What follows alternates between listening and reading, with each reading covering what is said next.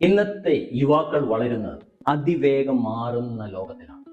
പരീക്ഷാ സമ്മർദ്ദം, കരിയറിലെ അനിശ്ചിതത്വം, സോഷ്യൽ മീഡിയയിലെ സമ്മർദ്ദം ഇവയെല്ലാം അവരുടെ ദിനചര്യയുടെ ഭാഗമാണ്. പലർക്കും ആശങ്ക, സമ്മർദ്ദം, ഭാവിയെക്കുറിച്ചുള്ള ഭയം ഇവയെല്ലാം സാധാരണമാണ്. പക്ഷെ ഓർക്കുക, റെസിലിയൻസ് അഥവാ പ്രതിരോധ ശേഷി ഇത് നമുക്ക് നിർമ്മിക്കാനാവും.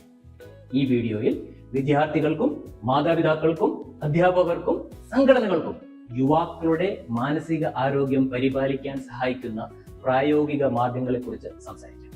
ആദ്യമായി സമ്മർദ്ദവും കരിയർ അനിശ്ചിതത്വവും എന്നതിലേക്ക് നമുക്ക് സംസാരപ്പെടാം. ഇന്ന് വിദ്യാർത്ഥികൾ കടുത്ത മത്സരങ്ങളാണ് നേരിടുന്നത്. കൂടുതൽ നേടണം, ഉയരത്തിൽ എത്തണം എന്ന സന്ദേശം അവർ എല്ലായിടത്തും കേട്ടുകൊണ്ടേയിരിക്കും. ഇതിനോടൊപ്പം ജോലികളുടെ രീതികൾ മാറിക്കൊണ്ടിരിക്കും. ഇതിന്റെ ഫലമായി പലർക്കും ആശങ്ക കൂടുകയും ആത്മവിശ്വാസം നഷ്ടപ്പെടുകയും ചെയ്യും. ഈ സന്ദർഭങ്ങളിൽ നമുക്ക് എന്ത് ചെയ്യാനായിട്ട് പറ്റും? ഒന്നാമതായി, ഫ്ലെക്സിബിൾ ഗോൾ സെറ്റിംഗ്. ഒരേ ഒരു വഴിയിൽ കുടുങ്ങാതെ ആശയവിനിമയം, സൃഷ്ടിപരമായ ചിന്തകൾ, പ്രശ്ന പരിഹാരം പോലുള്ള കഴിവുകൾ എന്നിവയിൽ ശ്രദ്ധ കേന്ദ്രീകരിക്കും. രണ്ടാമതായി, പരാജയം സാധാരണമാണ് എന്ന് മനസ്സിലാക്കുക. അത് വളർച്ചയുടെ ഒരു ഭാഗമാണെന്ന് മനസ്സിലാക്കിയിരിക്കും. മൂന്നാമത്, റിഫ്ലക്ഷൻ, ജേർണലിംഗ്, മെന്ററിംഗ് അല്ലെങ്കിൽ തുറന്നുള്ള സംഭാഷണങ്ങൾ ഇവയെല്ലാം സമ്മർദ്ദം കുറയ്ക്കുന്നതിന് നമ്മളെ സഹായിക്കും. ഇനി ഡിജിറ്റൽ സമ്മർദ്ദത്തെക്കുറിച്ച് കുറച്ച് സംസാരിക്കാം. സോഷ്യൽ മീഡിയ ഇരട്ട തലയുള്ള ഒരു വാളാണ്. അത് നമ്മെ ബന്ധിപ്പിക്കുന്നു. പക്ഷേ താരതമ്യം, fear of missing out, unrealistic expectation എന്നിവ വളർത്തും. ലൈക്കുകളും ഫോളോവേഴ്സും ആത്മവിശ്വാസത്തെ ബാധിക്കും. പ്രായോഗിക മാർഗങ്ങൾ ഇവയെ നേരിടുന്നതിനായിട്ട് നമുക്ക് എന്തൊക്കെ ഉപയോഗിക്കാം? ഡിജിറ്റൽ ഡീറ്റോക്സ് ഒരു പ്രായോഗിക മാർഗമാണ്.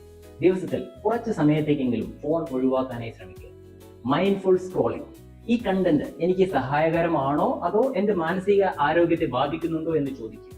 ടെക്നോളജി പഠനത്തിന് ഉപയോഗിക്കുന്നതും സൃഷ്ടിപരമായ പ്രവർത്തനങ്ങൾക്കും വേണ്ടി മാത്രം ഉപയോഗിക്കുക. കുടുംബങ്ങൾക്ക് റെസിലിയൻസ് വളർത്തുന്നതിൽ ഒരു വലിയ പങ്കുണ്ട്.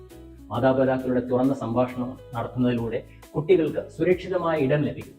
സമ്മർദ്ദം മറക്കേണ്ട കാര്യമല്ല, അത് പങ്കിടേണ്ട ഒരു കാര്യമാണെന്ന് അവർ കുഞ്ഞു പ്രായങ്ങളിൽ തന്നെ പറഞ്ഞു മനസ്സിലാക്കുക. കുടുംബങ്ങളിലെ ചില നല്ല ശീലങ്ങൾ സഹായങ്ങളായി മാറാറുണ്ട്. ഒരുമിച്ച് ഭക്ഷണം കഴിക്കുക, പുറത്ത് സമയം ചെലവഴിക്കുക, ചെറിയ വിജയങ്ങൾ ആഘോഷിക്കുക. മാതാപിതാക്കൾ ജോലി, വിശ്രമം എന്നിവയിൽ തമ്മിലുള്ള ബാലൻസ് ചെയ്യുന്ന മാതൃക കാണിക്കുമ്പോൾ കുട്ടികൾ അത് കണ്ട് പഠിക്കും. അധ്യാപകർ ക്ലാസ്സിൽ മാനസിക ആരോഗ്യത്തെക്കുറിച്ച് തുറന്ന സംഭാഷണങ്ങൾ പ്രോത്സാഹിപ്പിക്കുക. ഗ്രേഡുകൾക്കപ്പുറം വിദ്യാർത്ഥികളെ വിലമതിക്കുന്ന സപ്പോർട്ടീവ് അന്തരീക്ഷം സൃഷ്ടിക്കാൻ ശ്രമിക്കുന്നു. സംഘടനകൾ മെന്റർഷിപ്പ് പ്രോഗ്രാമുകൾ, ഇന്റേൺഷിപ്പുകൾ, സുരക്ഷിത ഇടങ്ങൾ എന്നിവ നൽകുന്നതിനുള്ള പ്രോഗ്രാമുകൾ സൃഷ്ടിക്കുക. യുവാക്കൾക്ക് ഭയമില്ലാതെ അവരുടെ താല്പര്യങ്ങൾ അന്വേഷിക്കാൻ അവസരം നൽകുമ്പോൾ അവർ വളരും. മാനസിക ആരോഗ്യം വെറും പ്രശ്നങ്ങളെ അതിജീവിക്കുന്നതല്ല, റെസിലിയൻസ് നിർമ്മിക്കുന്നതാണ്.